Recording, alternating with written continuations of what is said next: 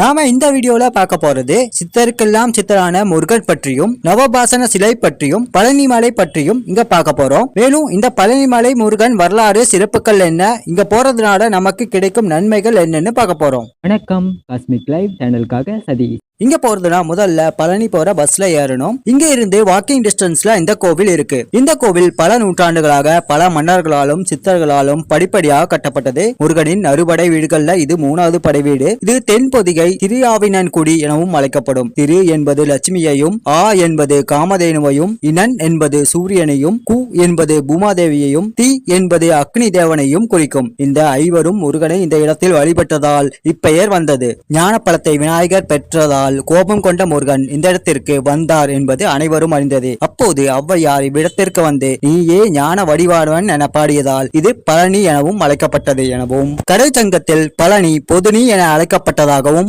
அதுவே பழனி என மருவியதாகவும் அகநானூறு கூறுகிறது. இந்த பழனி மலை மேற்கு தொடர்ச்சி மலை சூழ்ந்து அமைந்துள்ளது. முருகர் தண்டாயுதபாணி எனவும், குழந்தை வேலாயுதம் எனவும், சுப்பிரமணியர், கந்தர், வேலவன் என பல பெயர்களால் அழைக்கப்படுகிறார். பழனி மலையை கந்தமலை எனவும் கூறுவர். பழனி ரகசியங்கள் பல உண்டு. சித்தர்கள் வாழக்கூடிய தலம் பழனிமலை. இங்கு இருக்கக்கூடிய முருகர் சிலை நவபாசனத்தால் ஆனது. நவ என்றால் 9, பாசனம் என்றால் விஷம். 9 வகை விஷங்களால் ஆனது. இந்த பழனிக்கு மற்ற படை வீடுகளில் இல்லாத சிறப்பு போகர் செய்த இந்த சிலை. அஷ்டமா சித்திகளை கொண்ட போகர் தன் சீடர் புலிப்பாண்டியுடன் இணைந்து இந்த சிலையை செய்தார். இந்த வீடியோ பிடிச்சிருந்தா லைக் பண்ணி கமெண்ட் பண்ணிருங்க.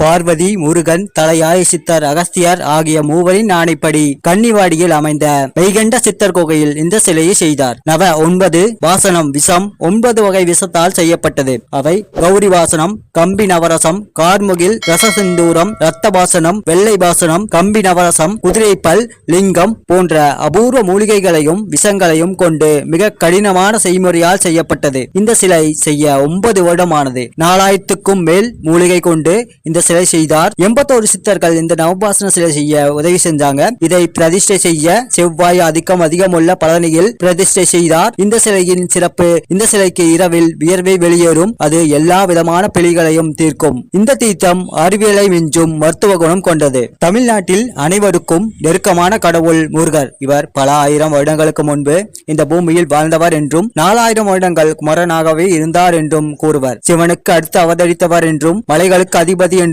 சொல்லப்படுகிறார். இவருக்கு 6 முகம் 12 கைகள் உண்டு. அனுகதிநாதர் திருப்புகழில் இவர் பற்றி பாடியிருக்கிறார். தமிழ்நாட்டில் வள்ளி, தெய்வானை இவரின் மனைவிகள். ஆனால் வட இந்தியாவில் முருகனின் மாமனான விஷ்ணுவின் 2 பிள்ளைகள் அமிர்தவள்ளி, சுந்தரவள்ளி ஆகியோரை திருமணம் செய்தார் என நம்பப்படுகிறது. இவர் கையில் உள்ள வேல் சக்தி உள்ளதாகவும் கருதப்படுகிறது. முருகன் போர்க்கடவுளாக கருதப்படுகிறார். காட் ஆஃப் வார் என்றும் கூறுவார்கள். வீடியோவை ஸ்கிப் பண்ணாம கடைசி வரைக்கும் பாருங்க. வீடியோவை சப்ஸ்கிரைப் பண்ணாதவங்க சப்ஸ்கிரைப் பண்ணி பெல் பட்டனை கிளிக் பண்ணி ஆல் கொடுத்துடுங்க. அப்பதான் என்னுடைய வீடியோவோட நோட்டிபிகேஷன் உங்க எல்லாருக்கும் வரும். பழனி மலைக்கு செல்லும் வழியிலேயே இடும்பன் சன்னதி இருக்கும். எல்லா முருகன் கோவிலையும் இடும்பன் சன்னதி இருக்கும். அகத்தியரின் சீடன் இடும்பன் மனைவி இடும்பியுடன் அகத்தியரின் ஆணைப்படி திருஆவினன்குடிக்கு செல்லும் வழியில் தான் காவடியாக எடுத்து வந்த 2 மாலைகளையும் இறக்கி வைத்து இளைப்பாறினான். மீண்டும் தான் கொண்டு வந்த காவடியை எடுக்க முயன்றான். முடியவில்லை. குன்றின் மீது முருகன் சிறுவனாக நின்றிருந்தான். குன்றின் மீது நின்றிருந்த சிறுவனை கீழே வர சொன்னான் இடும்பன். இந்த குண்டு தனக்கே உரியது என கூறி வர மறுத்தான். சிறுவன் இருவருக்கும் வந்த சண்டையால் இடும்பன் உயிர் பிரிந்தது. இதனால் இடும்பியும் அகத்தியரும் முருகனை வேண்ட